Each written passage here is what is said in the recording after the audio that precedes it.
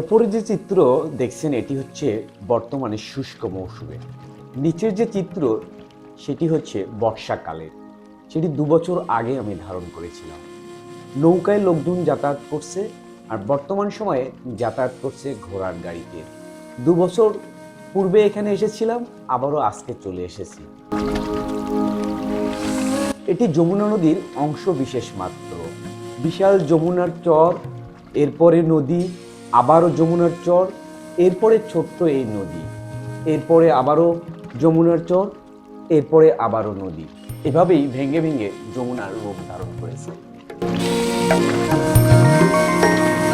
একসময় নৌকা নিয়ে যাইতো, বর্তমানে অনেকেই ঘোড়ার গাড়ি বা মোটর সাইকেল বা পায়ে হেঁটেই চলছে। এটাই প্রকৃতির পরিবর্তনশীল।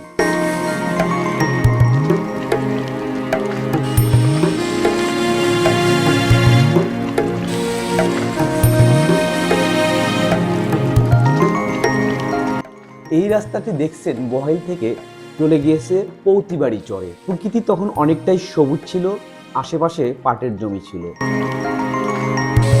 আর বর্তমানে চিত্রটি হচ্ছে ভুট্টা গাছ।